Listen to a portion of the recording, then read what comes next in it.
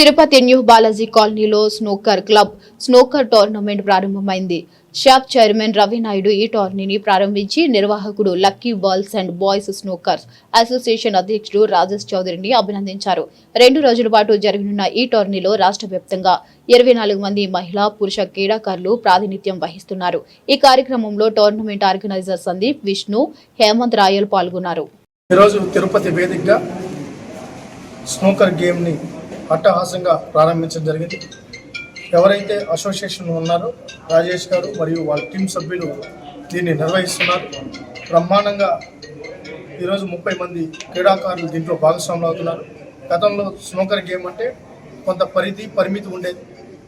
ఇది గుర్తింపు ఉన్న క్రీడ, గుర్తింపు లేని క్రీడ అనే అనుమానాలు గతంలో ఉండేవి. వాటిని నివృత్తం చేస్తూ రాష్ట్ర ప్రభుత్వం కూడా స్నూకర్ గేమ్ని రికగ్నైజ్ చేయడం జరిగింది. మేము అసోసియేషన్ వారిని కూడా రిక్వెస్ట్ చేసినాం.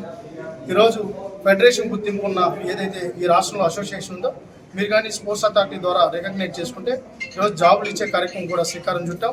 దాంతోపాటు ఇన్సెంటివ్ కూడా శ్రీకారం చుట్టడంతో పాటు ఈరోజు ఎవరైతే క్రీడాకారులు భాగస్వాములు ఈ క్రీడలను కూడా ప్రోత్సహించే కార్యక్రమం ఈ రాష్ట్ర ప్రభుత్వం మరియు స్పోర్ట్స్ అథారిటీ చేస్తుందని కూడా తెలియజేసుకుంటూ ఈరోజు బ్రహ్మాండంగా అట్టహాసంగా ఈరోజు స్నూకర్ గేమ్ని ప్రారంభించడం జరిగింది. ఈరోజు మంచి ఏర్పాట్లు కూడా చేయడం జరిగింది. వాళ్ళందరికీ ఎవరైతే భాగస్వాములు అయినారో ప్రతి ఒక్కరికి కూడా శుభాకాంక్షలు తెలియజేసుకుంటూ భవిష్యత్తులో ఇది ప్రతి నియోజకవర్గంలోనూ అర్బన్ సెంటర్స్లో ఈ గేమ్ను కూడా ప్రమోట్ చేయాలని అసోసియేషన్ వారు రిక్వెస్ట్ చేస్తున్నారు.